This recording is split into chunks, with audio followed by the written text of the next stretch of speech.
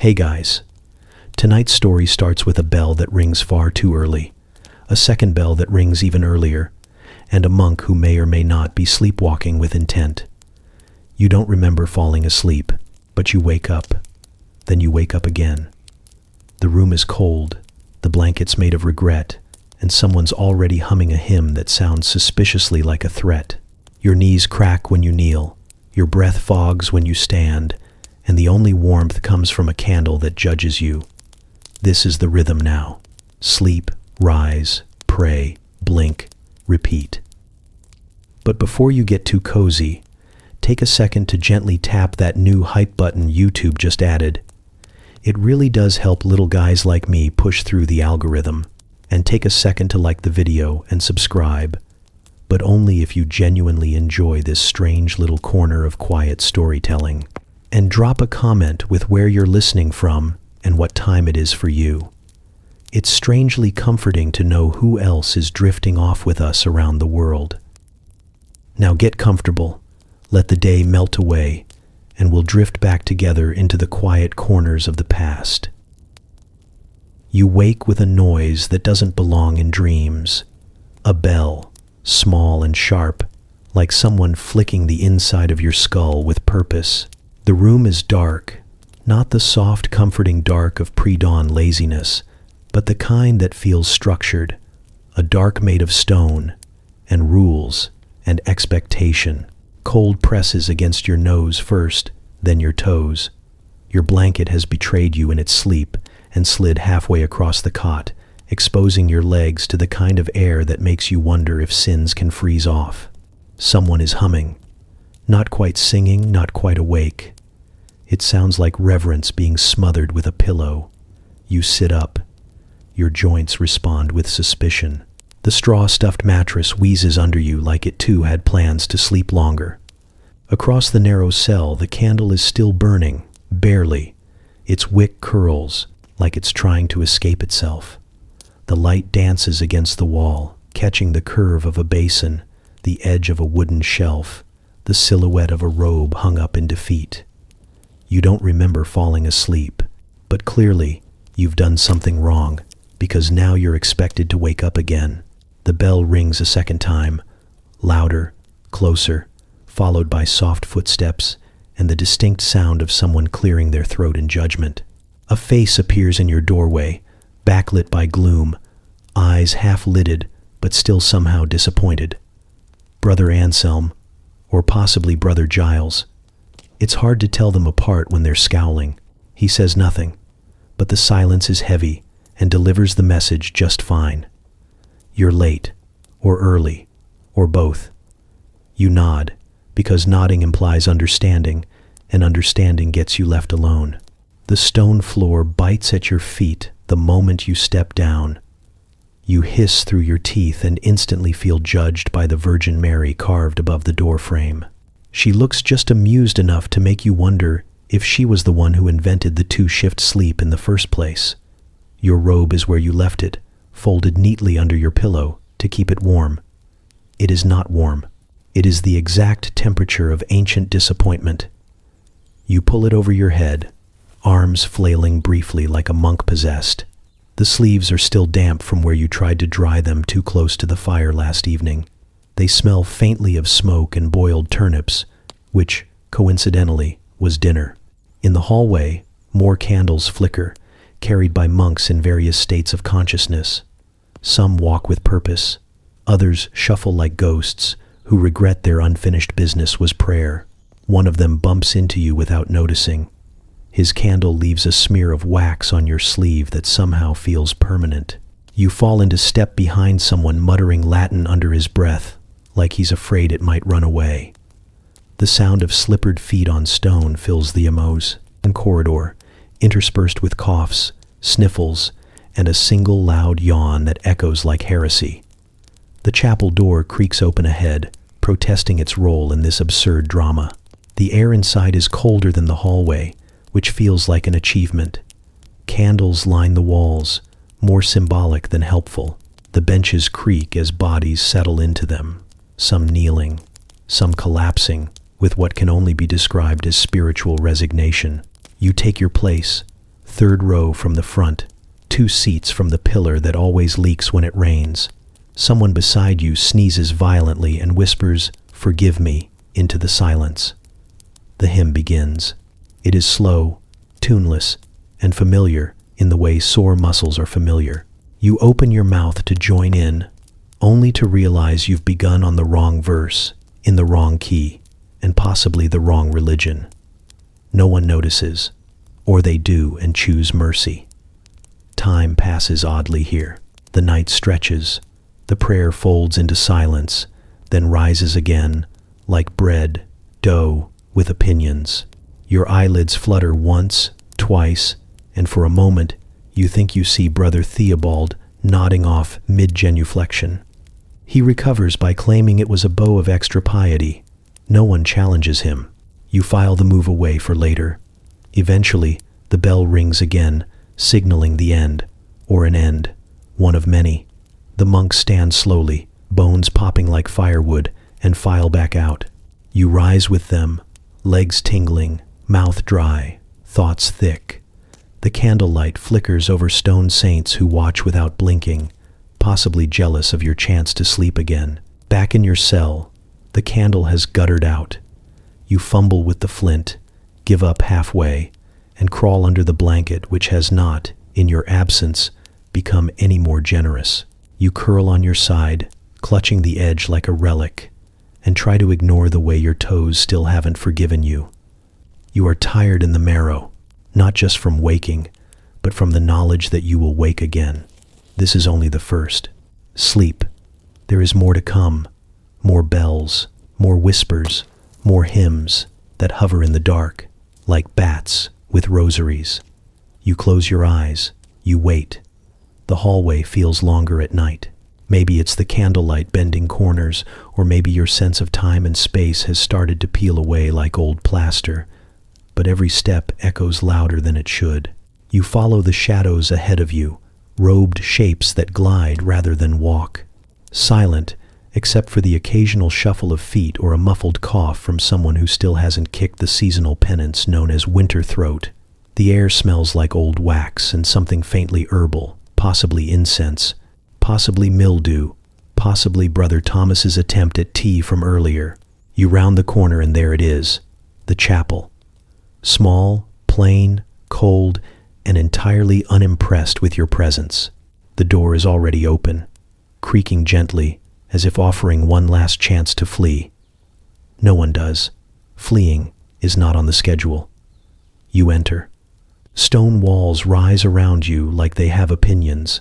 A few tall candles flicker in iron sconces, casting just enough light to see who's falling asleep and who's pretending not to. You find your place on the bench, which has not, in your absence, developed cushioning. It creaks under you with the disapproval of a disappointed librarian. Across the aisle, Brother Matthew sneezes into his sleeve with the violence of a man exorcising pollen. No one blinks. Matins begins not with a word, but with a sigh, the collective kind, the one made by 12 men who all got out of bed 2 hours earlier than God ever intended. The prior steps forward, his robe swishing like the hem of a storm cloud. He opens the service with a tone that could curdle milk. The first hymn begins. You don't know who starts it. It just arrives, like fog or unwanted visitors, slow and heavy and hauntingly off-key.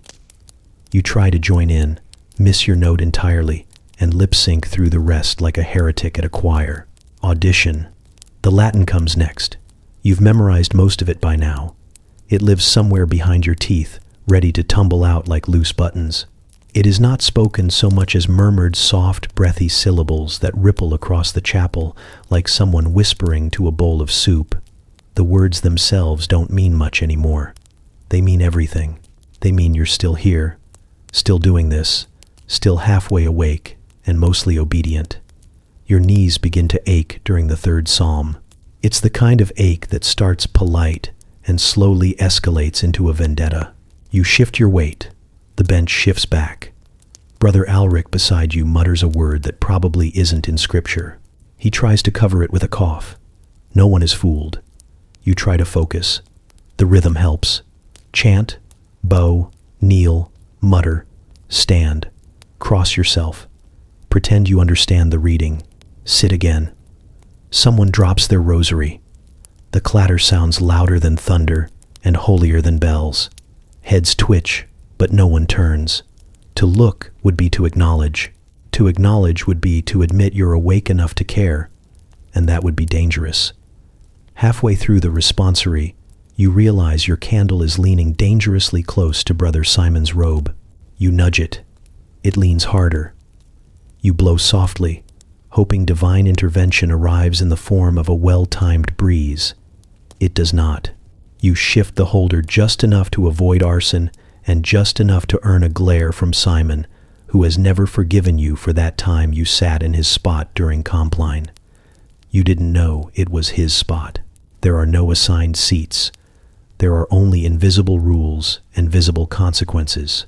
As the readings drone on, you begin to drift not asleep exactly, but into a kind of trance where words swirl and blend into thoughts about bread, firewood, and whether Brother Cuthbert is truly awake or has mastered the art of upright dreaming. He hasn't blinked in 15 minutes. You start counting. At 10 he yawns and ruins the game. Eventually, the hymn of dismissal begins. It's shorter than the first, almost cheerful, like the building is trying to convince you the worst is over. You stand, bow, cross yourself with hands that feel like someone else's. The prior mumbles something that might be a blessing or might just be his breakfast order in Latin. No one lingers. You file out with the others, back into the cold hallway that smells like effort and failure. No one speaks. Talking is for later, when the sun comes up and your mind returns to your body. For now, there is only the quiet shuffle of sandals, the occasional stifled sneeze, and the flickering of tired candles. Behind you, the chapel door sighs shut. You are free until the next bell. Brother Ambrose finds you before breakfast, which is never a good sign.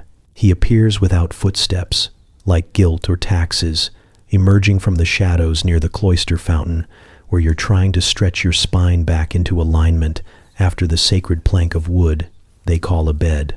His robe flutters slightly in the breeze, although there's no breeze, and his expression suggests that your shoulder positioning is an affront to centuries of ecclesiastical tradition. You're slouching like a sack of turnips, he murmurs, which is probably meant to be helpful. You mumble an apology that comes out as a vague wheeze and attempt to stand straighter.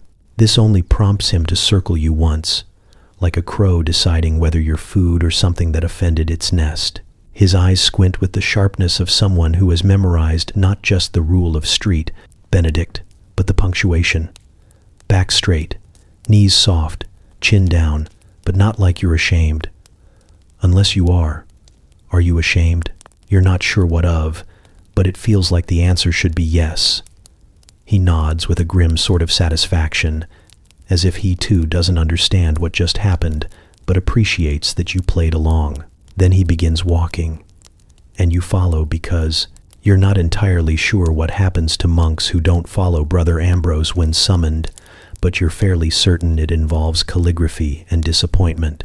He moves like someone who's always gliding 1 inch above the floor, posture perfect, hands tucked into his sleeves like secrets.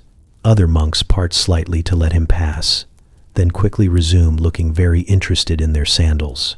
You're pretty sure one of them mouths good luck as you pass, but it might have just been a yawn with good timing. Brother Ambrose leads you to the south transept, where morning light slices through the stained glass with the intensity of divine scrutiny. He stops, gestures to the far bench, and says, "Sit, but don't collapse." You obey. He watches. You resist the urge to blink. "I've noticed," he begins, which is never the start of a sentence that ends well, that during matins your genuflection lacks conviction. It's as though your knees are bargaining. You try to form a defense, but he's already moving on. And your chant, he continues, floats, like a leaf. Not a mighty river of praise, but a leaf, drifting, unmoored, possibly damp. You don't remember chanting anything last night that sounded especially aquatic, but you nod again. It seems safer. He sits beside you, slowly, as if the air itself must rearrange to accommodate him. "You must understand," he says, quieter now. "We are not here to perform. We are here to align." You don't ask what exactly you're aligning with, but from his tone, it could be celestial bodies or furniture. He folds his hands and stares at the altar for a long time, as if he's expecting it to blink first. You sit beside him in silence, trying to imitate his posture without entering full rigor mortis. A sparrow lands on the windowsill, chirps once, then flees like it sensed the intensity. "Discipline," he says finally, "is what keeps the body in tune with the soul. And posture is the language of discipline." You think about how your body currently feels half frozen, partially bruised, and vaguely shaped like a question mark, and wonder what kind of sentence your posture is writing. Probably something in passive voice. He stands without warning and turns to you with a final piece of unsolicited guidance. Do not underestimate the holiness of spine alignment. Then he's gone. Not dramatically, just efficiently. One moment he's there, the next he's trailing off down the corridor, probably to correct someone else's elbows. You sit there a moment longer, straight-backed and stiff, waiting for your shoulders to relax and your dignity to return. Neither happens. Eventually, you rise, walk slowly toward the refectory, and try to convince yourself that you're not afraid of a man who once yelled at a broom for being spiritually lazy. Because fear would imply something irrational, and there's nothing irrational about Brother Ambrose. He just has opinions, and the uncanny ability to make you feel like your scapula is personally disappointing God. You are 2 syllables behind and sinking fast. The psalm begins with confidence someone's not yours, and within 3 lines you've abandoned all hope of catching up. The Latin spills forward like a river in a hurry, and you're just a damp sock floating somewhere near the bank. Everyone else seems to know where they're going, or at least how to fake it. You, on the other hand, are inventing pronunciations on the fly and praying no one notices that you've just blessed your left shoe. Again, Brother Oswin beside you has the cadence of a man who learned Latin in the womb. His mouth barely moves. The words glide out in perfect rhythm, no hesitation, no mercy. You try to copy his pace, but only manage to tangle your tongue on iniquitatum, which might now be the name of your condition. Your voice falters, you cough, and Oswin doesn't even flinch. He's in a zone, probably astral projecting, or just used to people failing near him. The prior stands at the front, intoning like a man who hasn't had a proper nap since the plague. His voice echoes across the chapel walls, which are somehow still damp from last night's fog, and possibly from centuries of whispered guilt. The air smells faintly of cold stone and warm breath. Your throat is dry, your knees are locked, and your hands are trying very hard to look reverent, while also hiding the fact that your index finger is twitching involuntarily. You glance down at the book. The ink looks smug. Every word is dancing just slightly off the page, as if Latin is not a language but a challenge. You attempt the next verse. Your voice wobbles, then steadies, then absolutely crashes on a verb that has too many vowels and not enough forgiveness. Someone behind you clears their throat in a way that sounds deeply judgmental. You pretend not to hear. You consider faking a fainting spell, but you did that last week, and it only got you reassigned to laundry with Brother Anselm, who hums Gregorian chants directly into the soap. So you persevere. You slow down, let the wave of Latin carry you like a stunned pilgrim, floating on a tide of sanctified confusion. Every now and then you land on a word with confidence, Gloria, Amen, the occasional et, and you cling to them like driftwood. The psalms roll on. Time blurs. Your feet have gone numb. Your back has opinions. The monk ahead of you keeps bobbing in perfect rhythm, and you try to match his movement, like maybe syncing your spine to his will, unlock fluency through osmosis. It doesn't. You nearly trip over your own foot during a particularly aggressive bow and manage to knock your hymn book off the bench with a slap that echoes like a door slamming in heaven. Nobody reacts. You retrieve it with the quiet shame of someone who just apologized to a chair. You glance at the stained glass window. A saint stares back, eyes wide, lips pursed in what might be disapproval or chronic surprise. You mouth an apology just in case. Then comes the doxology, and the tempo picks up. You are not ready. The words shoot out of the prior like a blessing fired from a trebuchet, and the monks around you join in with the speed and accuracy of caffeinated scribes. You mumble a few syllables that might be real and finish the last line with your mouth closed, hoping your silence will somehow harmonize with the collective fervor. Silence falls. The chant ends. A bell rings once, soft and certain. You breathe. It is the kind of breath you feel in your bones, the kind that confirms you survived something just barely and may have accidentally invoked a minor relic in the process. You straighten your robe. You blink at the candlelight. You try to remember what came after Miserere and wonder if anyone heard you skip an entire verse by pretending to sneeze. Brother Oswin exhales through his nose like he's releasing judgment into the atmosphere. The next prayer begins. You sigh, adjust your footing, and prepare to once again sprint after the Latin like a man chasing a cart he was supposed to be inside. You never catch it, but you don't stop running. You return to your cell with the quiet determination of someone planning to collapse. The door groans in sympathy as you close it behind you, not because it cares, but because it, too, has been up since the middle of the night. The candle you left earlier has melted into a puddle of wax that looks vaguely like a map to a better life. You don't bother relighting it. You know the way to your bed, and the darkness is friendlier than your thoughts. Your blanket is where you left it crumpled at the foot of the cot like a sulking dog. You shake it out and it retaliates by releasing a small puff of dust and a single straw, which floats to the floor with theatrical flair. The fabric is coarse, woven from a substance that might once have been wool but now feels more like penance. You lie down slowly, gingerly, as though the bed might object. It does. The straw mattress crunches and shifts beneath you like it has opinions about your posture. One particularly bold stalk jabs at your ribs with the persistence of a monk correcting your Latin. You pull the blanket over your shoulders and arrange your limbs in the least uncomfortable configuration, which is to say, all of them slightly wrong.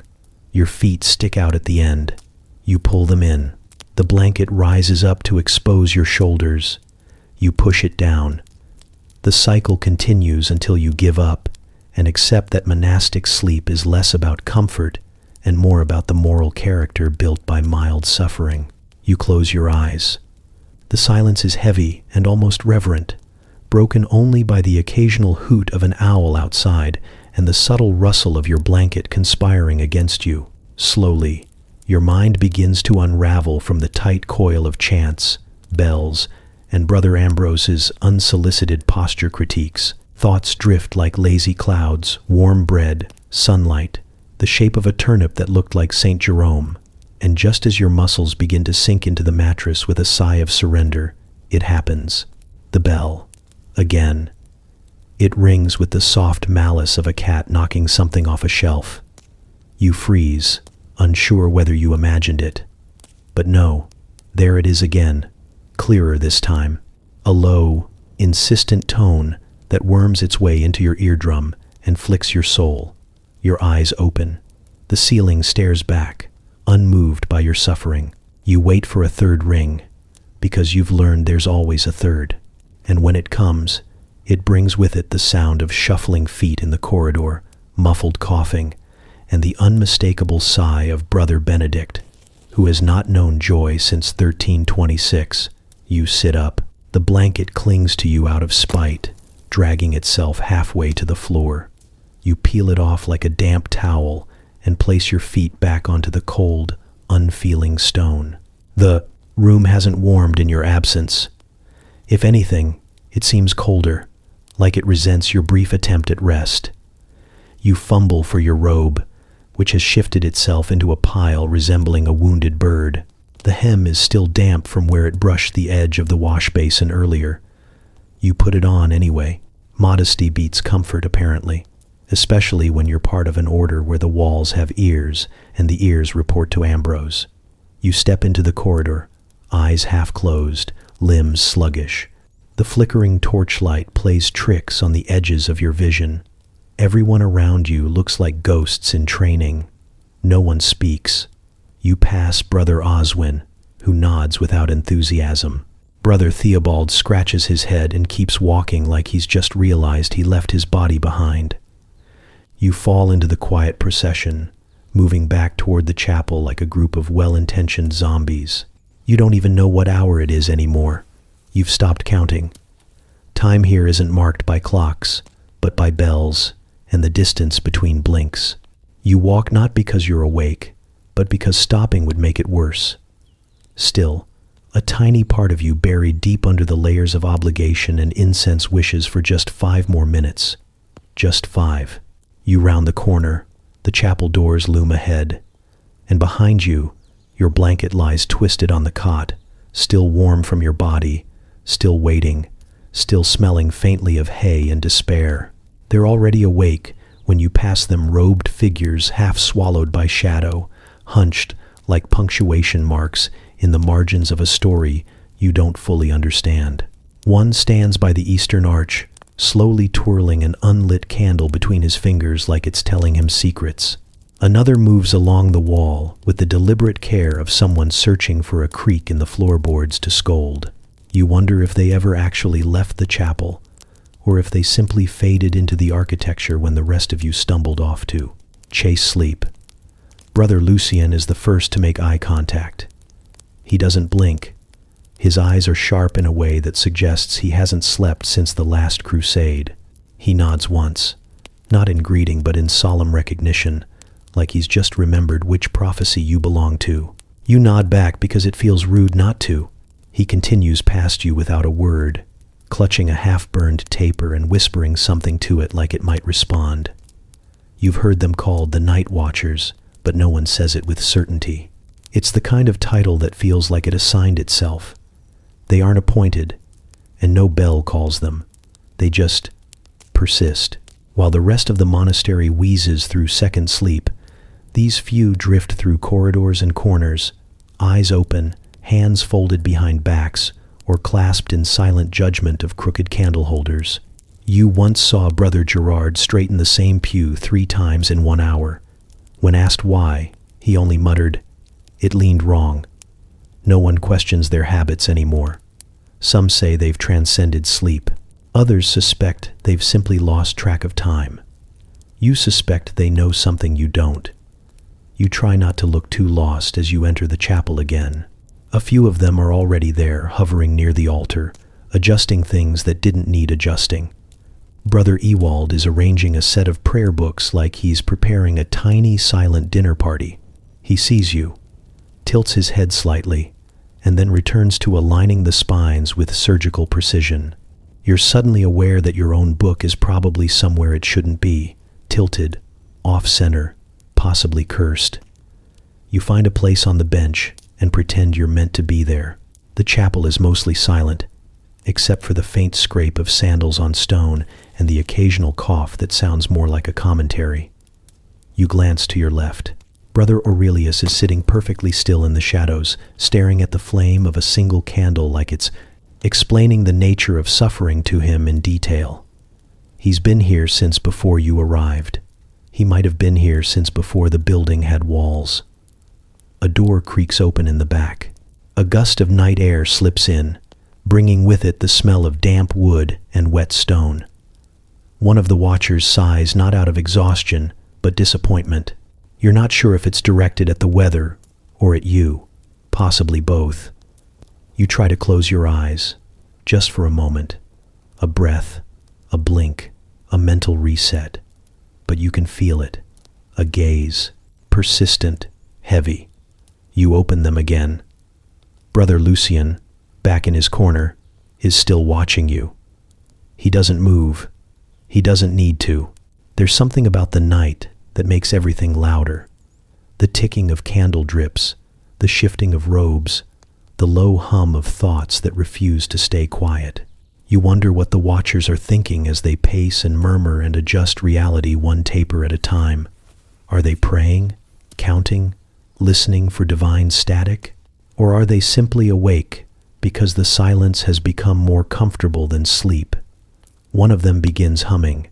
It's low, tuneless, barely there. It vibrates through the air like a memory you didn't mean to keep. You shift on the bench. Your hip cracks with a sound that feels like betrayal. No one reacts. Eventually, you begin to feel your own edges soften. The candlelight blurs. The watchers fade a little, becoming shapes instead of faces. You let your head rest against the wall. Just for a minute. Just long enough to dream of footsteps. And when you wake, they're still there, pacing, whispering, watching. It starts with a whisper, not from a monk, but from a book, an old one, stuffed behind a row of psalters in the scriptorium like it offended someone and had to be quietly exiled. The cover creaks when you open it, the pages smell like mildew and beeswax, and the handwriting is the kind that curls its letters like it's trying to impress a bishop. Inside, between marginal doodles of grumpy lions and surprisingly muscular angels, you find it, the explanation. Or at least something that squints in the direction of an explanation. This whole thing, the waking in the dark, the bells, the prayers that feel like endurance trials, has always been the way. Apparently, sleep used to come in 2 servings. First sleep, deep and dream-drenched, followed by a gentle waking where people stirred, thought, sometimes even wrote or visited neighbors, with permission and cloaks. Then second sleep, softer, shorter, sometimes skipped if you were lucky enough to catch a burst of inspiration or unlucky enough to catch Brother Ambrose's attention. You're not special for being tired. You're just historically accurate. The others seem to know this instinctively. Brother Theobald once told you, half asleep and missing a shoe, that the hours between midnight and matins are when the veil is thinnest and the mind is most clear. He also said bees can smell fear, so you take his wisdom in measured doses. Still, there's something about this ancient rhythm that worms its way into your bones. It doesn't make you less tired, but it makes the tired feel earned. They say this broken sleep was common before clocks, when time was more of a suggestion and less of a demand. Back when the stars told you when to stir and the firelight told you when to stop. And monks took that vague suggestion and turned it into a schedule. Because if there's one thing monks can't resist, it's structure with a chance of suffering. So now, between first and second sleep, you sit in the chapel again, blinking at shadows and wondering if your soul is truly more receptive at 2:17 a.m. It must be. Why else would God arrange for your spine to wake you up at precisely that moment with the gentle reminder that straw mattresses are not, technically, mattresses? The night air is cooler now, carrying with it the scent of wet stone and burnt wick. You wrap your robe tighter around yourself and try not to think about the fact that you're awake during the exact hours when, statistically, wolves and bad decisions are most active. Somewhere nearby, a candle sputters out with the dramatic flare of a dying actor. No one replaces it. The darkness fills in like water finding a crack. You think of the others, in their own small rooms, stirring from first sleep like cocooned question marks. Some rising for prayer, some lying still and blinking at the ceiling, counting breaths and thinking of psalms they only half remember, maybe even dreaming within dreams, their minds soft from centuries of repetition. Maybe one of them is dreaming of you, which is unsettling. You shake it off. Time passes oddly now. The minutes stretch, then snap.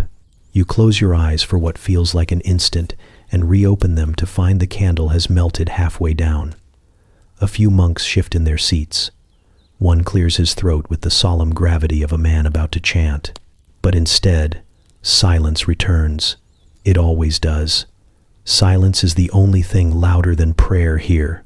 You wonder if this is the point. Not the waking or the praying, but the sitting, the stillness. The moment between the things you're supposed to do, when you're not doing anything at all, and the world feels paused, like it's waiting to see what you'll choose next. Eventually, the bell will ring again. Second sleep will come. But for now, you sit in the middle of the night, in the middle of yourself, in a tradition so old it doesn't remember your name, only your posture. And in the quiet crack between two sleeps, you breathe. They hand you a hymnal and a spot near the middle like it's a promotion, but it feels more like being volunteered for something no one else wanted to do.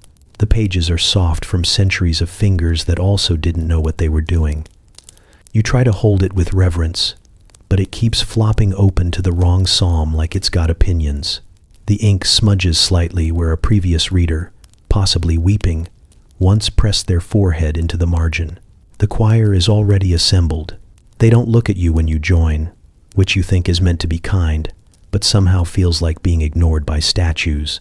You squeeze between Brother Marcus, who smells faintly of old wine and older decisions, and Brother Elaine, who hums every note before singing it aloud, as though warming up both voice and guilt.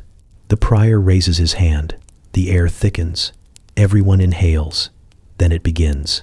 The first notes are low, solemn, haunting in that uniquely medieval way where every chord feels like it was designed to keep you humble and vaguely ashamed. You do your best to follow along, which means mouthing the Latin until you spot a word you vaguely recognize and then overpronouncing it to make up for lost time. Brother Marcus starts strong but quickly drifts sharp, like a monk steering a boat through fog with one oar and no map. No one flinches, no one adjusts, no one even breathes differently. You begin to suspect that either no one notices or everyone has sworn a vow of tonal tolerance. You try to harmonize, immediately regret it. Your voice squeaks like an unoiled door hinge. Brother Elaine hums louder, perhaps in self-defense. You pretend you were just clearing your throat and try again, this time quieter, like a spy sneaking into a melody. There is no smiling. There is no nodding. There is certainly no joy, at least not in the face. The expressions are blank, serene, bordering on mildly haunted. It's like singing in front of a panel of saints carved from particularly judgmental wood. You glance toward the altar, half expecting one of the statues to wink at you, but they don't. They never do. You manage to find the rhythm by the third stanza, mostly by mimicking Brother Marcus's breath patterns and hoping he's at least right in spirit if not in pitch. It's not exactly music. It's more like coordinated, rumbling with occasional flair. The kind of sound that builds cathedrals and shames demons without ever once inviting a clap. Then comes the solo. Every choir has one. A moment where one voice rises above the rest to carry the melody alone, to lift the verse skyward like a candle held to the heavens. Here, that voice is Brother Lambert, and Lambert is earnest. He steps forward, tilts his chin toward heaven like he's about to summon something, and lets out a note that slides straight past the intended pitch, catches itself halfway, and lands somewhere entirely new. It hovers there, wobbles like a startled pigeon, and then bravely continues. You tense. The other monks do not react. Not a flicker, not a blink. Lambert finishes the phrase with the sort of trembling vibrato that sounds like it's fighting a sneeze. You glance around. Nothing. Not even a sympathetic cough. You're beginning to suspect this is the point, that the off-key note is not a mistake, but a trap, a spiritual snare designed to weed out those who would correct it, or worse, laugh. You swallow hard and stare at your hymnal. The song moves on. Lambert rejoins the others, his face utterly calm. He may have no idea, or he may know exactly what he's doing and just doesn't care. The mystery deepens when you notice the prior giving him the tiniest nod of approval, as if to say, "Well done, heretic confusion achieved." By the end of the chant, your voice is hoarse, your knees ache, and your soul feels like it's just been through something vaguely character-building. The final note echoes through the chapel, hanging in the air like incense that doesn't smell like anything, just responsibility. Silence follows, heavy, final. Then the prior turns. "Again," he says, like a curse, and you begin to sing. You notice it first during vigils, when your candle burns out faster than a confession on feast day. You're left squinting into darkness, while Brother Simon, seated precisely 1 pew forward and 3 seats to the left, enjoys a flame so tall and steady it could guide ships.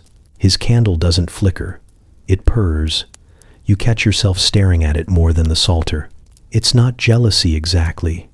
It's just, well, okay, it's jealousy. Brother Simon pretends not to notice, which means he notices constantly. He shifts slightly, just enough to cast the full glow of his radiant little lighthouse onto the pages of his book, like the warmth was always meant to include you. And now he's feeling generous. You don't thank him. You are not grateful. You are studying. You begin to see the pattern. The candles aren't randomly assigned. There's an economy to them, an invisible system of merit, hierarchy, and pure candle thievery. Brother Paul, for example, receives a perfectly average candle, mid-height, standard drip speed, faint smell of tallow and shame, and immediately begins melting it across every flat surface within reach. He doesn't do it maliciously. He simply drips. His fingers fidget, and the wax obeys, forming little globs along the pew, the windowsill, and once, inexplicably, the back of Brother Andrew's neck. Brother Andrew never flinched.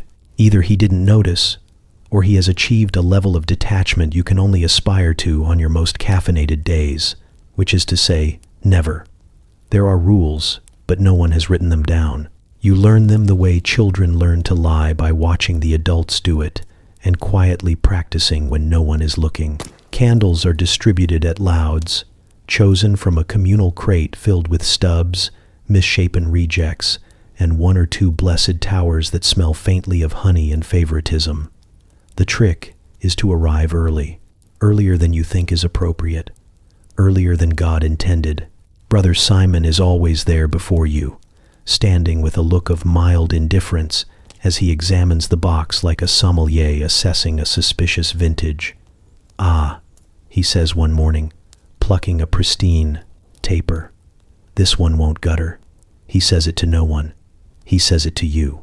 You consider lunging for the next best option, but Brother Matthias coughs behind you, and your instincts betray you into politeness. You settle for a stubby, pockmarked excuse for a candle that leans slightly to the left and dies halfway through Psalms. You try switching places with Brother Paul the next day. This proves unwise. His candle, already injured from yesterday's adventures, gives up entirely 10 minutes in, and he spends the rest of the service peeling wax off your shared bench and muttering something about symbolism. You think about going to the prior, making a formal complaint, filing a grievance about flame inequality and the injustice of light. But there's no paperwork for candle politics. It's a game older than ink. One night, in desperation, you take a different approach. You sneak into the chapel before Compline. It's empty, dim, silent. The box of candles sits unattended near the altar like a treasure chest no one thought to guard. You kneel, not because you feel holy, but because your back has finally surrendered. You reach in, fingers brushing past the nubs and stubs, and find it. The candle, tall, smooth, straight. It smells faintly of bees and secrets. You pocket it. You tell yourself it's not theft. It's pre-allocation. That night, you light it with the reverence of a man unveiling a relic. The flame rises bright and clean, illuminating the verses in front of you, like they were waiting for this moment. You catch Brother Simon's eye across the chapel. He sees it. He knows. He nods. A small nod, barely perceptible.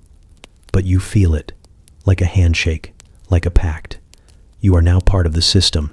The hallway to the kitchen feels longer in the dark, like the stones stretch out just a little more when no one's watching. Your sandals slap softly against the floor, a sound that makes you feel both comforted and vaguely suspicious, like your feet are, keeping secrets from the rest of your body. The air smells like something once cooked here, but long ago, smoke, onion, maybe a memory of stew if you tilt your head just right. You're not sure if your stomach actually growled or if that was just the echo of hope passing through your ribs. You reach the heavy wooden door, worn smooth by centuries of similar intentions. The latch resists at first, the kind of resistance that says, "This is a mistake wrapped in splinters." But you pull anyway. It opens just enough to slip through, which you do, with the sort of reverence one usually reserves for sacred spaces or cheese. The kitchen is empty, not abandoned, just dormant. There are pots on hooks, blackened with age, and the kind of seasoning that doesn't come from herbs. The fire's long since gone out, leaving a hearth full of ash and a single log that looks like it gave up halfway through its job. There's a bench, a few baskets, a sack of something that rustles when you prod it, but not in a trustworthy way. You back away. You're not supposed to be here, but hunger's a better theologian than guilt, and your stomach has begun crafting a small, persuasive argument about the holiness of bread. You eye the shelves. Most are bare. One has a cloth-covered bowl that you suspect might contain yesterday's porridge or a trap, possibly both. You don't check. You move quietly, reverently, a pilgrim on a crumb quest. Then you see it. Not a loaf, not even a heel, but a turnip, slightly soft, slightly sad, definitely judging you. You pick it up like a relic and turn it in your hands, hoping it will become something else through sheer willpower. It does not. It remains, stubbornly, a cold root vegetable. You take a bite. It fights back. The texture is somewhere between bark and old leather, and the flavor reminds you of dirt's more introverted cousin. Still, you chew. There's no dignity left to lose at this hour. The sound echoes in the silence, loud enough to startle something in the rafters, which might be a bird or a monk who gave up sleep in favor of looming. You chew faster. Outside the small window above the basin, the moon hovers like it's watching this entire scene with mild disapproval. You stare back. The moon does not blink. In the corner, an old stool leans against the wall, half collapsed under the weight of stories no one bothered writing down. You sit on it anyway, turnip still in hand, and let the chill seep into your bones.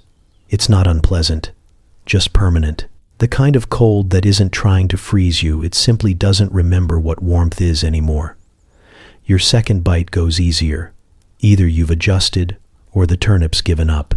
You start wondering how long eternity's meant to feel, because it's been 35 seconds, and already you'd like a nap, a coffee, and possibly a different century. But here you are, in the quiet, chewing a vegetable that was never meant to star in a meal, under a ceiling that once saw saints, and now just watches you. Eventually, the candle you brought gutters. You finish the turnip with a final crunch that echoes a little too loudly, as if the walls are taking notes. You leave the kitchen as you found it, silent, empty, expectant, and somewhere in the dark, your stomach sighs. This sleep comes slower, but heavier, like someone's pressing you down with soft stones, one at a time, until even your thoughts don't wiggle anymore. The straw mattress has not improved. If anything, it's acquired new angles during your absence, sharp ones. But none of that matters. Not now. Not as your eyes fall shut, like curtains in a chapel no one visits anymore. You don't drift so much as collapse, like a tower built entirely of yawns. They say the second sleep is sacred. The first is just the body remembering how to stop. The second is what happens when the body gives up entirely and lets the soul take the night shift. You don't dream at first. It's just quiet. Thick, slow quiet. The kind that settles in your bones and doesn't bother asking permission. Time doesn't pass. It smudges. Hours lose their corners. You're not sure if it's the same night or a new one in disguise. When the dreams come, they arrive like monks in procession, silent, robed in symbols, and slightly taller than expected. You're walking through a hallway made of parchment, and the words are alive. They whisper when you pass, not in Latin, but in the voice of someone you almost remember. There's a bell ringing, but you're not late this time. You are the bell. Then the hallway folds into itself and becomes a cloister garden, except the plants are made of candle wax and the trees bow when you breathe. Someone hands you a bowl of warm broth that smells like childhood and unasked questions. You drink it without moving your hands. You wake up briefly, just enough to notice that your arm is asleep and someone is snoring on the other side of the room in a tone that suggests deep moral dissatisfaction. You roll, the blanket twisting around you like a judgmental python, and let yourself fall again. This time, it's even deeper. Not darker, just quieter in a way that feels earned. The sort of sleep that only happens when you've given everything to wakefulness and found it lacking. Your breathing slows until it feels like it belongs to the stones. The cold no longer bothers you. It's still there, pressed up against your skin like a stern reminder, but you've made peace with it. You've both signed the treaty. No one wins, but no one shivers either. In this sleep, time becomes something else entirely. You're not sure if you're asleep for a minute or a century. The chapel could be burning down, and you'd dream it as incense. A rooster could crow, and you'd weave it into a psalm. You're floating somewhere between confession and coma. Someone shifts nearby. A foot thuds lightly against the wooden bed frame. A cough unspools in. The dark, like a secret trying to escape. You do not wake. The second sleep holds you fast. You're pinned like a pressed flower in the pages of the night, perfectly still, perfectly forgettable. And yet, there is something holy in it, not flashy holy, not miracle or choir of angels holy, just quiet holy, like a prayer you didn't mean to say out loud. When the bell finally rings again, it doesn't break your sleep. It taps gently, like a knock at the back of your thoughts. You open your eyes slowly, as if someone is turning a page and your name is on it. You feel strange, not rested exactly but different, as though something was filed away inside you during the night, and now there's room for whatever comes next. The cold greets you like an old friend. The blanket groans as you sit up, and somewhere deep in your chest, something small and silent nods. The bell wakes you, like it's angry at your ancestors. Not content with just sound, it seems to carry weight, dragging your consciousness upward by the ankles and shaking the sleep out like dust from an old robe. You blink against the dark, even though your eyes are technically open. The second sleep has left you soggy in the head and slow in the limbs. You move like bread dough with ambitions. The blanket is halfway down the bed, clinging to one foot like a child unwilling to be left behind. You free yourself, eventually, with the grace of a sack of onions. Somewhere in the room, someone is already humming something vaguely holy. You assume it's Brother Ambrose. He hums in minor keys and moral superiority. The cold is no longer a surprise. It's a fact now, part of the architecture. You shiver your way into your robe, which has developed an uncanny ability to always be damp in the shoulder. No one knows how. It doesn't rain indoors, but the shoulder knows. Lauds is meant to thank the dawn, which is generous considering the dawn hasn't actually shown up yet. The sky outside is still bruised with night, the stars barely starting to retreat.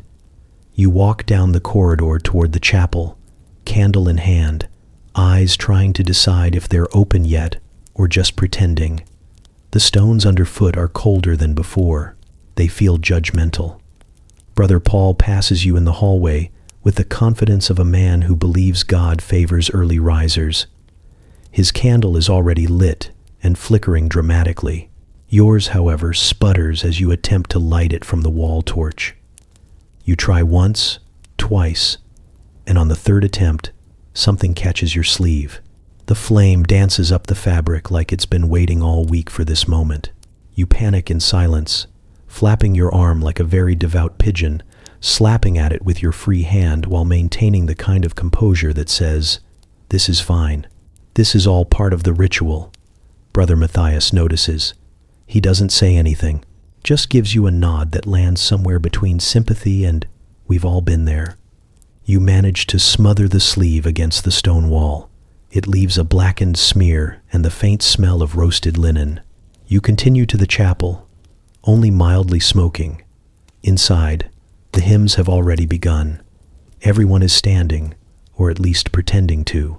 You slide into place near the back, trying not to breathe too obviously. The singing is soft but firm, like a lullaby written by someone with strong opinions about your posture. You try to join in, but your voice cracks on the third note, and then changes its mind entirely. You mouth the words instead, safer that way. This service is supposed to be about gratitude. You're trying. You're grateful for the fire not spreading, grateful your eyebrows are still attached, grateful the candle finally lit, even if it demanded a sacrifice. You think about the dawn, still hiding behind the hills, and wonder what it's waiting for. Maybe it doesn't want to join in the singing either. The psalms come in waves. Some are fast, recited like the monks are trying to outrun their own thoughts. Others are slow, stretched out like old parchment, filled with long pauses that may or may not be intentional. The rhythm never settles. You suspect that's the point. You glance at Brother Simon. He looks radiant, as usual, lit from below like a medieval ghost story. His candle, of course, is perfect. You avoid eye contact. The sleeve incident has left you in no condition for subtle power struggles. When the final hymn begins, your voice finally joins in, hesitant but present.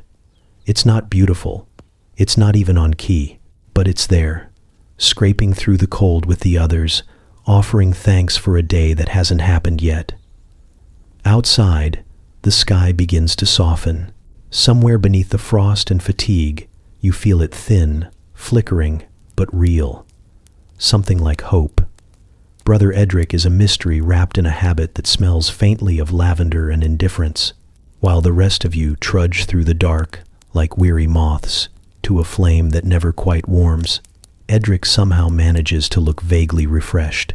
His hair, what's left of it, sits politely on his scalp, his robe never askew, and his eyes carry the serene glaze of someone who's either profoundly holy or completely disengaged. He stretches in the morning, like a cat who's never known guilt. You begin to suspect something's off when you realize you've never seen him during matins, or during lauds, or awake before the sun, or singing, or praying aloud. Come to think of it, you're not sure you've ever heard him raise his voice above a contemplative sigh. You bring this up, cautiously, to Brother Paul, who responds with a weary shake of his head and a whisper that tastes like scandal. He claims, Paul mutters, to sleep straight through, both shifts. This is blasphemy of the coziest kind, a theological dodge wrapped in a featherless pillow. The rule is clear. Broken sleep, prayer at intervals, spiritual vigilance, not divine naps. When you confront Brother Edric in the least confrontational way you can manage by asking if he heard last night's sermon on the Psalms, he blinks at you like you've spoken squirrel. Ah, he says, nodding sagely. I must have been in a state of divine rest. Then he smiles, that beatific little upturn of the mouth that suggests he's either quoting a saint or covering for having slept through the bell again. You ask if he ever hears the midnight bells, or the pre-dawn ones. He taps his ear. Selective hearing, he says with a wink. It's a gift. You're unsure if he's joking. He's too serene, too still. There's the vague sense that he has passed through rebellion and out the other side, into some strange monastic loophole where silence can't scold him and candles never burn down. Brother Ambrose is clearly aware of it. He makes a show of checking Edric's posture at least twice a day, and has begun assigning him unnecessarily loud tasks like broom sharpening and enthusiastic page turning. Edric endures these with the tranquil patience of a fern. You once watched him sweep an entire corridor while humming a lullaby. He stopped only to yawn, then continued with more dedication than volume. At night, you listen for him. You expect to hear creaking floorboards, the soft shuffle of slippers heading to chapel, the muttered prayers of someone catching up.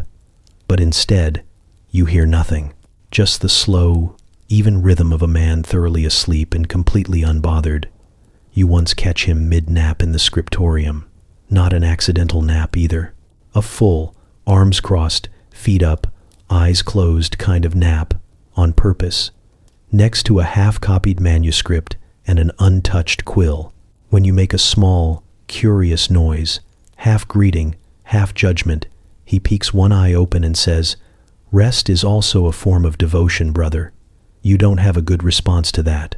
After a while, you begin to wonder if Edric's not shirking, but operating on some kind of older schedule. Like the original monks had a different deal with God, one involving more sleep and fewer frostbitten toes. Maybe Edric just never got the update. He doesn't brag, he doesn't hide it either. He's just, consistent, predictable in his absence, present in his stillness. The rest of you stagger through the rituals like noble insomniacs, and Edric drifts through the days like a saint of naps, untouchable and slightly warm. You envy him a little, but only on the mornings when the bells ring too sharp and the air bites too hard, and the chapel feels less like a sanctuary and more like a dare. Then you think of Edric, nestled in his straw-stuffed haven, missing all of it, and for a moment you believe in miracles. The rule is kept in a wooden cabinet that squeaks like it's trying to warn you. No one really tells you to read it. They just look at you long enough until guilt shuffles you toward it. It's thick, not book thick, but consequence thick. You lift it like it might bite. The pages smell like ink and expectations. A strange combination of mildew, dust, and spiritual obligation wafts up as you open it, as though the book itself has been quietly judging you for some time. You begin reading with the optimism of someone who thinks maybe this won't be so bad. Maybe it's just some inspirational thoughts and gentle reminders. But the rule of Street Benedict does not dabble in gentle. It has opinions, sharp, detailed, early morning opinions. The first few chapters lull you into a false sense of security. There's talk of humility, obedience, silence, a lot of silence actually, almost as if the author hoped if everyone just stopped talking, holiness would settle in out of boredom. But then it happens, the bit about sleep, or, more precisely, the severe limitations thereof. You reread the passage 3 times, hoping it will soften on a second or third exposure. It doesn't. According to the rule, you are to rise at specified hours, multiple times per night, without complaint, preferably grateful, possibly singing. There is no mention of pillow fluffing. There are, however, instructions on when to wake, how to wake, and what kind of psalms to chant while you're still technically asleep. It's all very specific. You get the impression that Street Benedict was not a fan of dreaming, unless it involved angels yelling at you to get back to work. The rule is disturbingly thorough. It tells you what to do if someone is late, what to do if someone is sick, what to do if someone is late because they claim they are sick, but you suspect they just fell asleep in the broom closet again. It covers meals, gestures, eye contact, robe maintenance. And though it never says this directly, your moral obligation not to sigh too loudly. You look up from the book to see Brother Ambrose watching you from the other side of the room like a librarian with a dark past. He raises one eyebrow, the universal monk signal for, "Ah, you've found it." You nod, slowly, like someone who has just read a list of their own faults organized alphabetically by sin. Later, you bring up a specific line to Brother Simon, something about how monks should sleep fully clothed, in case they need to rise quickly and go straight to prayer. You're hoping he'll laugh. He does not. He merely gestures to his robe and says, "Efficiency is a virtue." Then, he walks away, leaving behind the faint scent of burnt wax and piety. You go back to the rule. It continues with the gentle force of a landslide. There are sections on speech, how little to use, how carefully to choose it. Sections on laughter, which is treated as a kind of spiritual hazard. Sections on punishment, which you skip entirely for the sake of your blood pressure. The rule, it turns out, is less a book and more a blueprint for becoming a human bell tower with legs. By the time you close it, your candle has dripped wax all over your tunic, and your spine feels like it's been sitting in a confessional. You place the book back into the cabinet, gently, like you're returning a relic.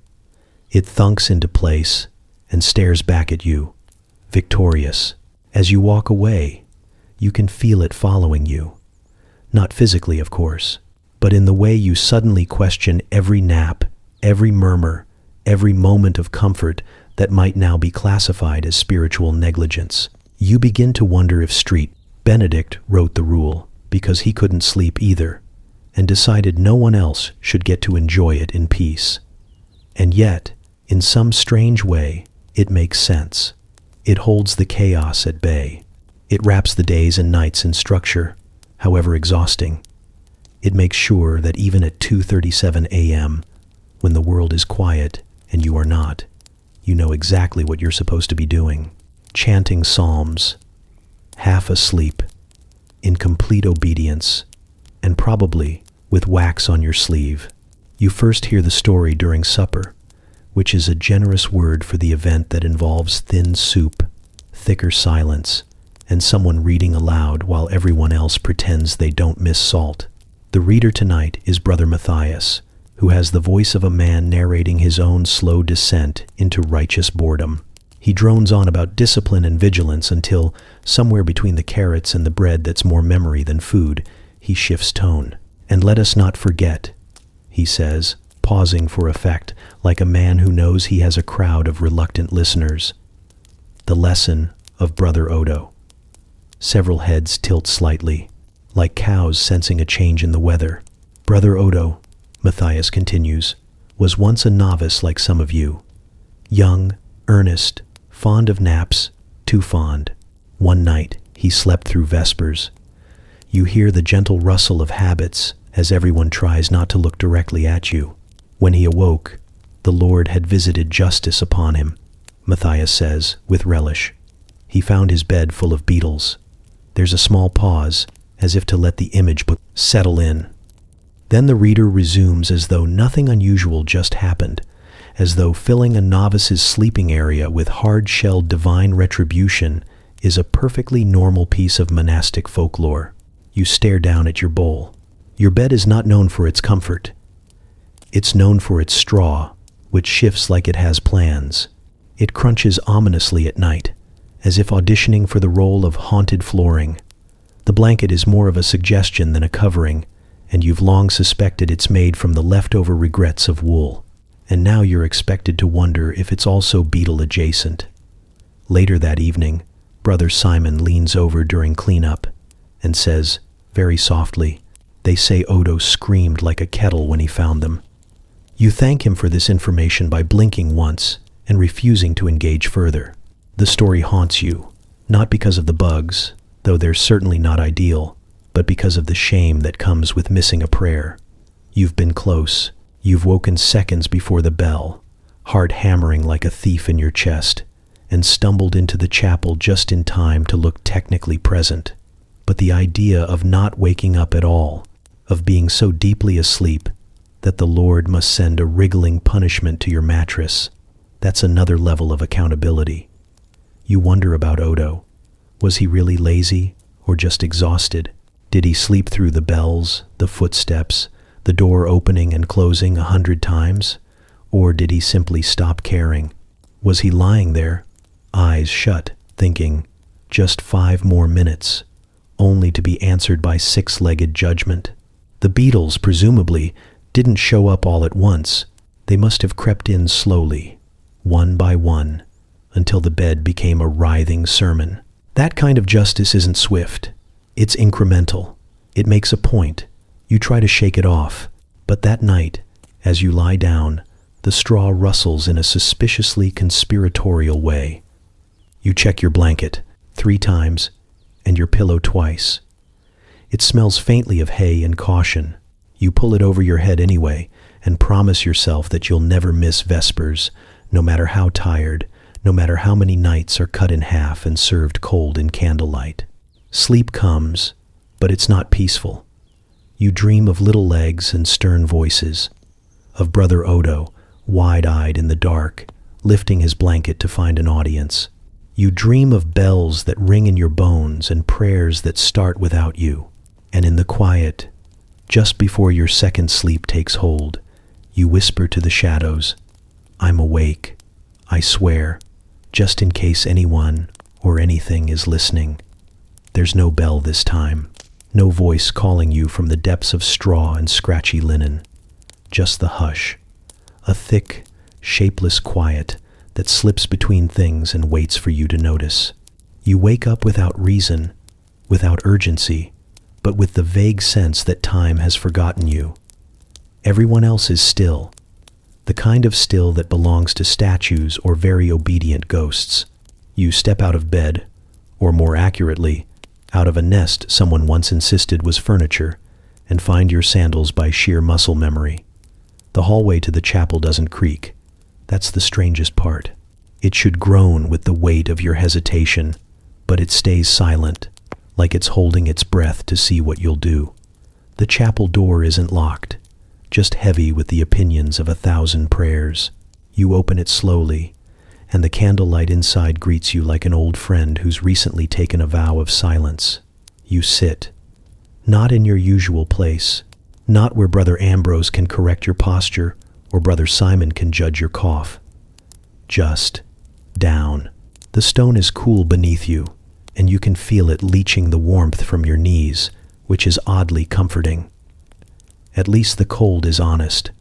This hour has no name, or if it does, it's written in a language too soft for daylight. It's after the second sleep, but before the next duty, a pocket of time sewn sloppily between rhythms. The others don't seem to notice it. They sleep right through, or pace in mutters, or rearrange their complaints into snores. But you've found this gap, and now you can't unfind it. You sit in the chapel and listen, not for voices, though you wouldn't entirely rule that out, but for the shape of the silence itself. It stretches, it yawns, it presses against your thoughts in a way that makes them sound too loud. You start thinking in whispers, just to fit in. Everything looks different at this hour. The crucifix casts a longer shadow than seems necessary. The windows are just black squares now, punched into stone to remind you the outside world still exists. Even the statues look unsure, like they're waiting for someone to explain the point of all this. Your mind wanders. Not far, just sideways. You think about how long eternity might actually be if it's measured in half-sleeps and lukewarm porridge. You think about the rule of street, Benedict, and whether he ever got bored halfway through writing it but decided to add 6 more chapters anyway. You wonder if Brother Edric is sleeping soundly right now, and whether divine favor comes with a pillow. The wax drips slowly beside you, its little hiss the only proof that time hasn't stopped completely. You stare at it too long. The flicker starts to look like movement, like something breathing just out of reach. You don't trust it, but you don't move. Eventually, your thoughts settle, not into peace, but into a kind of truce. You won't question the silence if it doesn't question you. The liminal hour is generous like that. It doesn't ask for purpose. It just allows.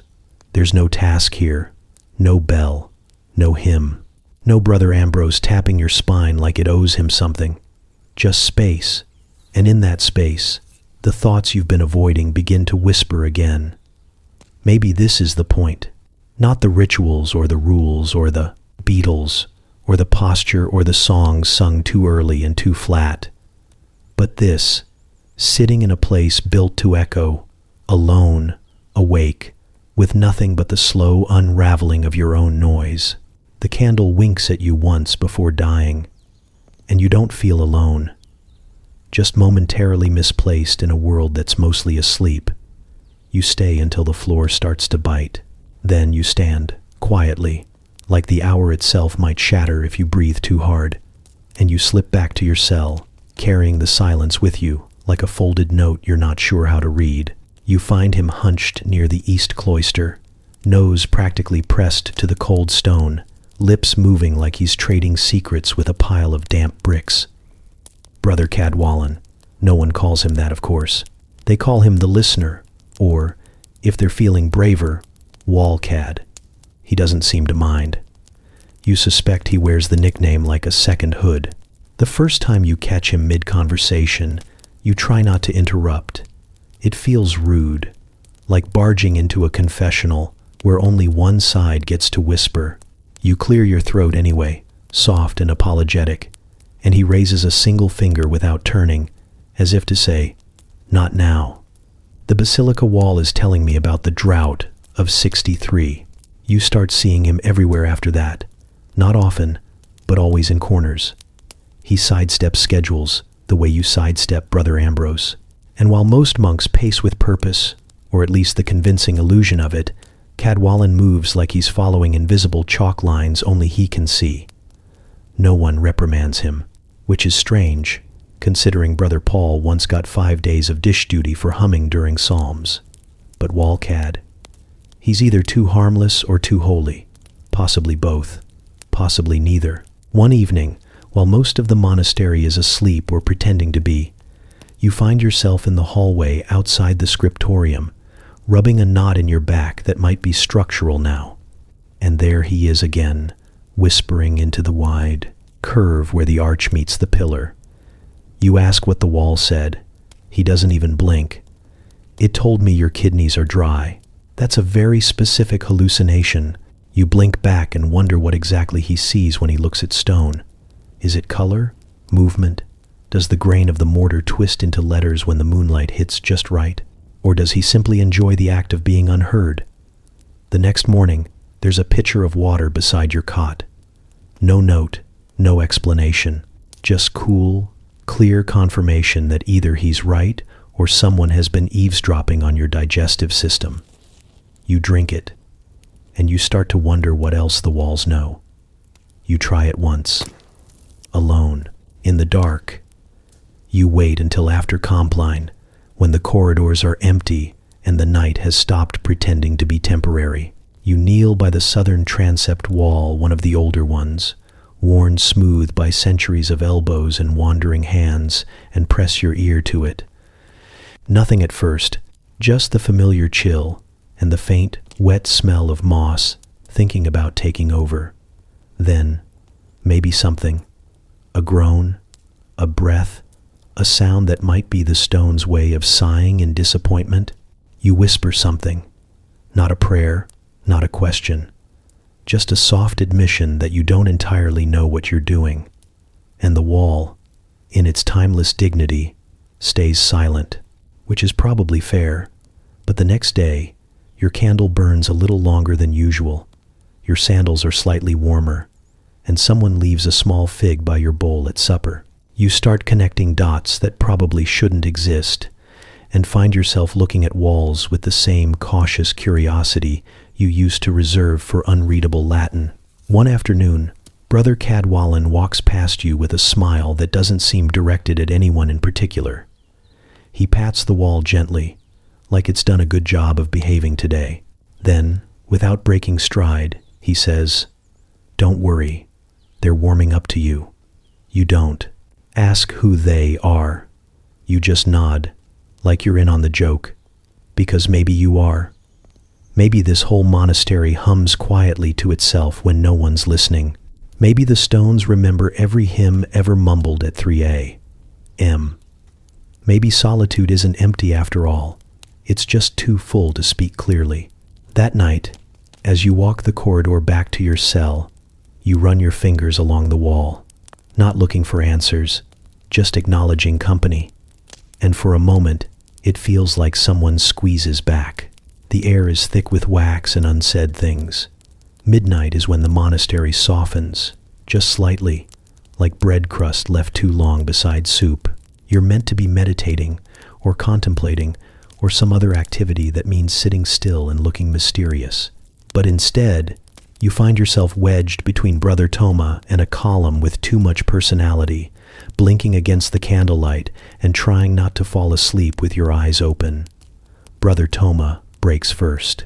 "I miss cheese," he whispers. Not a confession, not really, but said with the weighted gravity of sin. You blink. What kind? All of it. And then, like he's naming lost loves, soft cheese, crumbly cheese.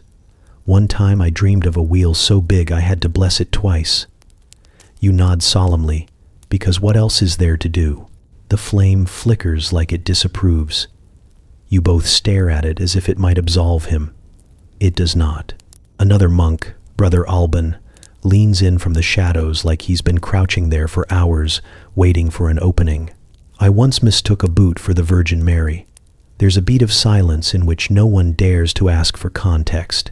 He offers it anyway. It was upside down. The moonlight was tricky. I thought it was a sign. Carried it around for 2 days before someone told me it smelled like foot. No one laughs.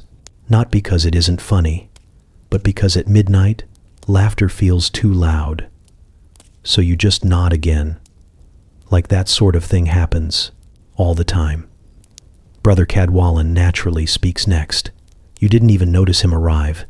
He always materializes when shame is thickest.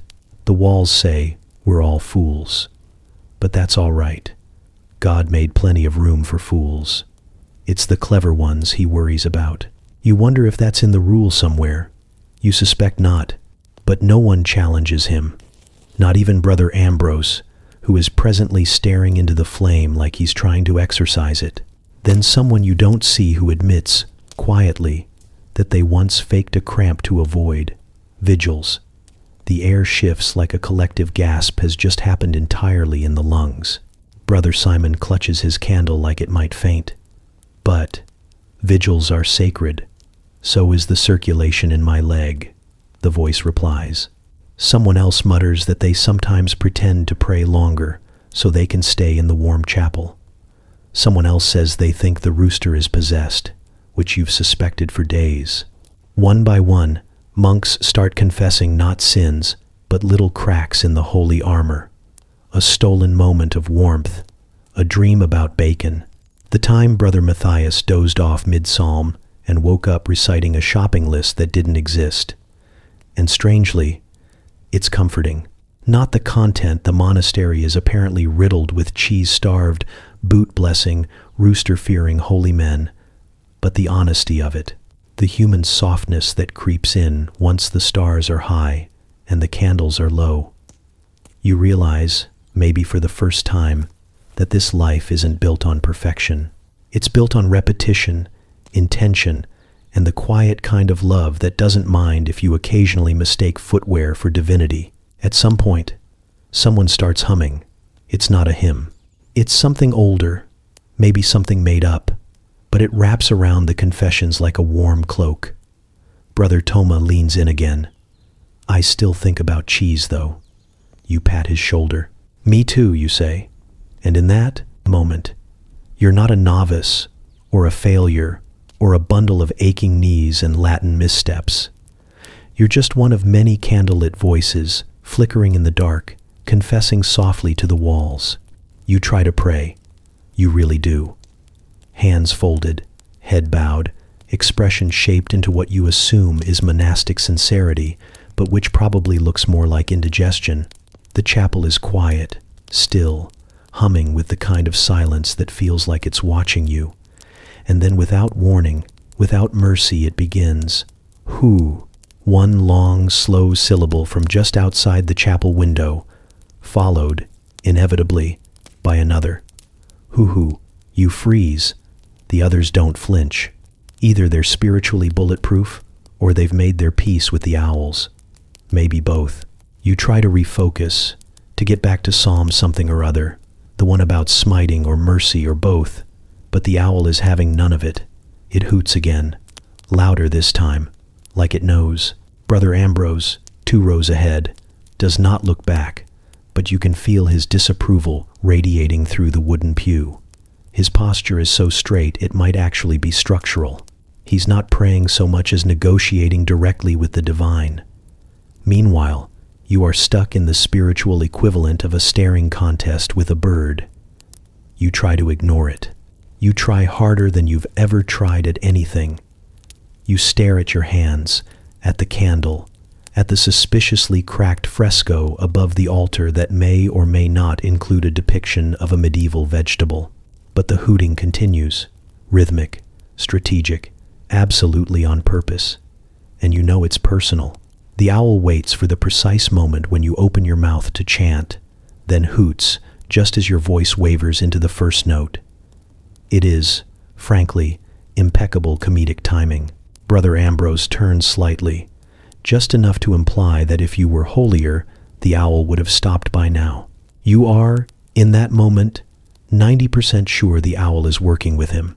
Some sort of Benedictine birdwatching betrayal pact. Maybe he trained it. Maybe the owl is actually Brother Benedict reincarnated, returned with the singular purpose of making your life fractionally worse, one hoot at a time. You try to sing louder, to drown it out. Bad idea. Your voice cracks halfway through a Latin word you almost definitely pronounce as cauliflower, and the sound that escapes your throat is not sacred. It is, in fact, upsetting. Brother Ambrose winces.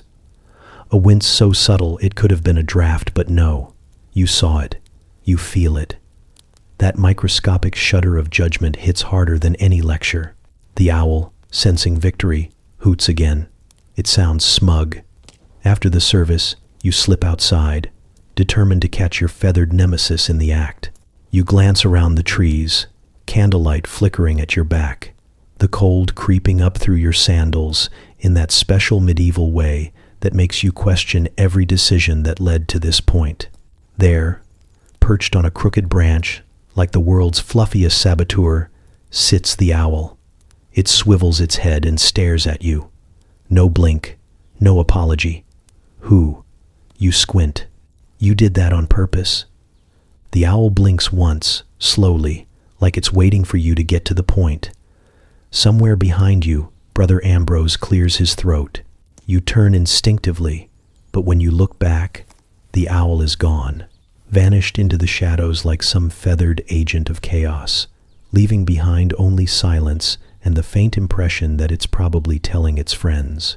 You return to your cell, convinced now more than ever that spiritual warfare is fought not just in the soul, but in the margins between the lines of psalms, in the flicker of candlelight, and apparently in woodland conspiracies. You try to sleep, but every creak sounds like wings, and somewhere, not too far off, you hear it again. Who? You pull the blanket over your head and whisper a prayer, not for deliverance or clarity, but for one uninterrupted, owl-free night. You're so tired your eyelids feel like they've taken a vow of gravity. It's that special brand of fatigue where your soul starts trying to negotiate its way out of your body. Just for a bit. Just until sunrise. You've forgotten what fully rested feels like. Probably something indulgent, like sin, but with better posture. Brother Matthias is snoring against a stone wall in a way that might qualify as seismic activity. Brother Paul is sitting upright but clearly dreaming with his eyes open, which would be more impressive if he weren't swaying like a tree that's lost the will to photosynthesize. And in the corner, two monks are quietly arguing about the theological implications of dreaming. You'd ignore them if their whispers weren't somehow louder than normal speech. "I'm telling you," hisses Brother Rowan, eyes twitching like he hasn't slept since Advent. Dreams are divine communications, warnings, insights, the soul wandering freely through sacred mysteries. Brother Giles snorts, unimpressed and unblinking. Dreams are gas and vanity, mostly gas. The mind empties its chamber pot. You're just standing in the splash zone. Brother Rowan bristles. "Then how do you explain my vision of Saint Bartholomew wielding a flaming fish, a guilty stomach, and a questionable turnip?" Giles replies, without hesitation. You glance over, caught somewhere between reverence and disbelief. Rowan looks triumphant. "He spoke to me," he said. "Tell the others to stop hiding the good honey. That means something." "It means you're greedy in your sleep too," Giles says, then crosses himself for good measure. "Probably just in case flaming fish saints do retaliate." You'd laugh, but your mouth is too tired. Your jaw has quietly disassociated. You are now merely a vessel for semi-coherent blinking. You try to focus on the stone in front of you, then the candle to your left, then the itchy part of your robe that insists on communicating its discomfort directly to your brain. The debate continues, soft but insistent.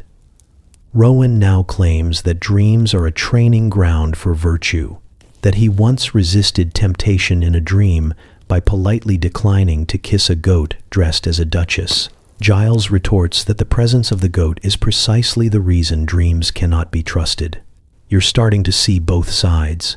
Somewhere in the chapel, Brother Ambrose coughs in a way that communicates, "You're all disappointments," without needing actual words. You think about the saints. Were they tired all the time? Did they dream of comfortable shoes and uninterrupted sleep? Or did they simply hover above it all, immune to the dragging weight of midnight bells and straw-filled mattresses with the personality of damp cardboard? The candle flickers as if it's about to have an opinion. You doze briefly, and in that space between breath and blackout, you see a bear in a habit offering you a pillow. You thank him, deeply, reverently. He bows and disappears into mist. You wake up with your face on a hymnal and a vague sense of betrayal. Giles is still arguing. Rowan looks ready to declare a holy war over subconscious livestock. Neither one has moved. Neither one seems to blink. You wonder if perhaps they are dreams themselves, sent to teach you something inscrutable and frustratingly metaphoric. Someone sneezes. The owl hoots. The candle gives up and gutters out with a sound like divine disapproval. And still, no one sleeps. You think, maybe sleep is a kind of prayer. The kind whispered not with words, but with surrender. A soft kneeling into the dark. Maybe holiness is found not just in hymns and bells, but in the deep breath before dreaming. Or maybe, as Giles insists, it's all nonsense, and your brain is just playing with the leftover bits of your day. Either way, your eyes close again, just for a moment, just long enough to see the bear return, this time with 2 pillows and a look that says, "It's okay." You decide you believe in that theology. There's an odd hush in the air when you wake up, the kind that doesn't belong to normal monastery rhythm. It's too quiet in a different way. Not the reverent silence of prayer or the bitter silence of someone having opinions about how you hold your candle, but a kind of absence. The absence of monks who should be shuffling about. The absence of guilt ringing in bell form. The absence of Brother Ambrose breathing disapproval somewhere just out of sight. You sit up slowly, the blanket tangled around your legs like it's trying to make a final argument for staying in bed. The straw beneath you has compacted into a cruel impression of a mattress, and your shoulder clicks like an ancient lock as you roll to your feet. You feel not refreshed, exactly. More like a slightly rebooted version of yourself, the version who maybe didn't hear the bell, or 2 bells, or 3. You open the wooden door and step into the corridor, blinking against the unexpected brightness. Sunlight? No. Candlelight, but excessive. The whole hallway glows like someone's been hoarding wax for a decade and finally cashed in. You sniff the air, incense, and food, real food. The kind of food that doesn't come with a lecture about humility. Your stomach growls so loudly it echoes. You follow the smell. It leads you to the refectory, where it becomes clear you have, in fact, missed something significant. The tables are mostly cleared now, but remnants remain. Crumbs, cheese rinds, an orphaned fig, and the unmistakable ghost of roasted meat. You stop walking. You haven't seen roasted meat since you arrived here. You weren't entirely convinced it was allowed. You were beginning to think it was an invention of pre-monastic memory, like socks without holes or unjudged yawning. Brother Edric is sitting in the corner with a full mouth and a lazy smile. He chews slowly and waves like someone who has no plans to stand ever again. His robe is stained with something festive. You approach cautiously. "What was it?" you whisper, as if naming it might summon the wrath of Saint Abstinence. "Feast day," he mumbles. "Around something that sounds like pastry. Saint Arnold, patron of something. Beer, maybe." You blink. You missed a feast. A holy one, with actual joy and probably a slightly more lenient application of silence, possibly even a sanctioned nap in a sunbeam afterward. And instead you were drooling into a pillow that smells like medieval decisions. You sit beside Edric. He offers you the last crust of something sweet. You take it without hesitation. It tastes like cinnamon and betrayal. You look around. No one is upset. No one scolds. In fact, when Brother Simon walks by and sees you blinking blearily, he just pats your shoulder and mutters, "Blessed are the sleepers." You chew and wonder how many other sacred moments have been missed in the name of second sleep, or if that's the point. Maybe the sacred isn't always in the bells or the feasts. Maybe it's in the waking, even when it's late, and in the crumbs you're given when you thought you'd get nothing. The monastery carries on without you for hours, and then welcomes you like you never left. And you, late to the celebration, sit chewing a crust in the corner, watching the wax drip from the candles like slow, warm forgiveness. You've stopped trusting time the way you used to. Back in the world, clocks ticked. Minutes were measurable, hours followed logic, and days had names that sounded like responsibilities. Here, none of that applies. Time is made of bells now. Bells and guessing. Mostly bells. The first one rings before your eyelids agree to function. It's not a soft suggestion. It's an announcement. Something between rise, sinner, and the floor is cold again. You lurch up, unsure whether you're meant to pray, clean, or repent for dreaming about cheese again. The bell doesn't clarify. It never does. It only rings. You follow it because you must, not because you know where it leads. Later, another bell. This one is gentler, but still carries the emotional weight of a sigh in Latin. It might mean washing. It might mean another prayer. It might be the one Brother Ambrose invented to test your faith in causality. You've stopped asking. Somewhere in the courtyard, a smaller bell rings just once. No one moves. You glance around and catch Brother Giles smirking faintly. "That's the bell that means nothing," he once told you. A bell for no reason. The humility bell, they call it. A reminder that not everything needs to make sense. You thought he was joking. He was not. You sit at a table, chewing something brown and contemplative, when another bell chimes from a tower that seems too tall to be practical. A monk stands, and so do the others, in choreographed resignation. You rise with them, not because you know why, but because hesitation means being left behind. And being left behind usually involves more questions and fewer crumbs. The bells dictate it all. They decide when you eat, sleep, pray, confess, walk, chant, and occasionally stare at a wall and wonder if the sun still remembers your name. The bells don't tell time. They are time. Living here feels like stepping into the inside of a clock. Only no gears, just robed men and passive-aggressive candles. You've tried to map them. Once, during second sleep's long blink, you attempted to chart which bell meant what, but the parchment started looking like a spider had suffered a crisis of faith mid-skitter. No pattern. Just devotion in audio form. The worst bell is the one you can't hear but still wake up for. It rings in your bones. Not loudly, but deep.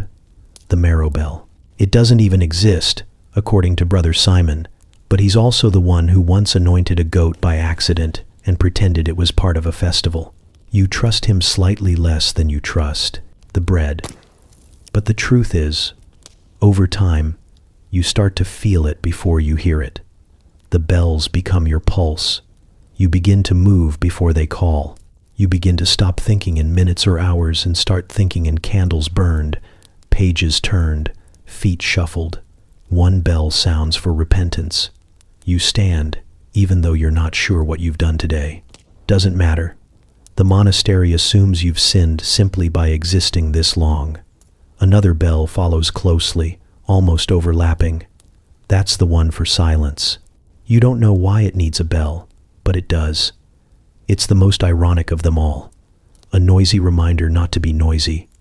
You consider telling someone that, then remember the silence bell just rang. You say nothing. Appropriately. And somewhere, just faintly, A bell rings again. You're not sure if you imagined it, or if it's the one for sleep, the real sleep, the one where dreams feel like pages in a too large book, and your body becomes small enough to slip between them. You let it guide you, because here, you don't wear a watch, you wear a robe, and time wears bells. The floor is still cold, the candles still hiss like they're whispering secrets about your posture. Brother Ambrose still walks like someone who's been personally offended by gravity, and yet, somehow, your feet find the chapel on their own now. You don't stumble so much as drift. You wake before the bells sometimes, not because you're eager, not because you're holy, but because there's something soothing about knowing what comes next.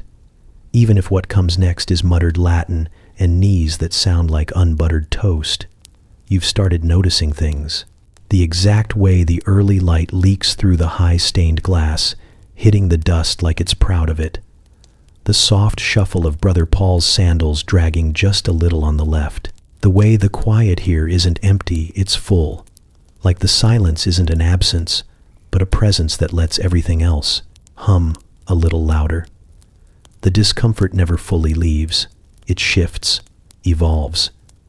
The itch of straw in your blanket is now familiar. The ache in your spine is almost nostalgic. You stop searching for comfort and start recognizing steadiness instead. The difference is subtle, but it matters. You learn to read the moods of the bells. There's the get up bell, the please atone bell, and the very popular yes again bell. You no longer need to count them or wonder what they mean. They've woven themselves into you, like the smell of beeswax, or the feeling that your soul owes someone a formal apology before breakfast. Sometimes you see Brother Edric nodding off in a corner, absolutely immune to sacred obligation.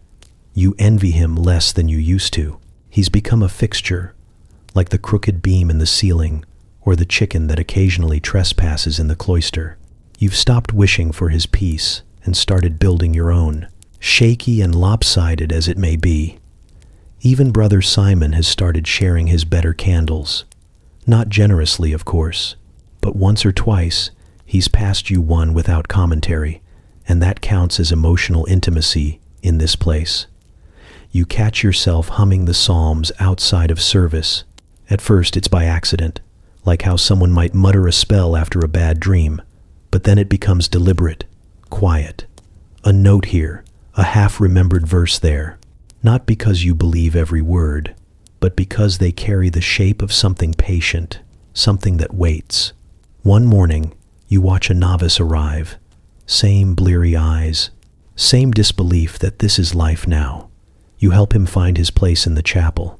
You even warn him about the one step that likes to bite ankles. He thanks you with the look of a man, unsure if this is a monastery or a very specific form of medieval punishment. You don't correct him. He'll learn. And when he does, he'll stay too. Because eventually, something strange happens. The life that seemed like endurance begins to feel like rhythm. Not perfect, not painless, but dependable. There's peace in the predictability. There's clarity in the repetition. And in the middle of the cracked, candlelit schedule, you find yourself breathing differently, slower, fuller. Like maybe the world doesn't need to shout to be heard. And maybe you don't either. The straw still pokes, but now you welcome it. Like a fussy pet that only settles after drawing a little blood. You don't fluff the blanket anymore. There's nothing fluffy about it, but you pull it close, the way you might a memory you're not done with. The room hums faintly, the sound of distant monks clearing their throats in Latin and floorboards, giving ancient commentary. Your body aches in places you didn't know could form opinions. But it's a quieter ache tonight. Less rebellion, more resignation with a hint of affection. You lie back, and the silence wraps around you like an old coat. Threadbare, familiar, still warm in the right spots. And this time, you don't chase sleep. You wait for it. It finds you easily now. Not in a collapse, not in defeat, but in rhythm. The first sleep took its toll, woke you up for singing and bells, and the unblinking gaze of Brother Ambrose inspecting your posture like a hawk disguised as a librarian. But now the second one creeps in with something gentler. You feel it press down, not heavy, just firm, like a page being marked for later. The world outside the walls has always spoken in hours and alarms and the shrill authority of daylight. Here, the space between matters more.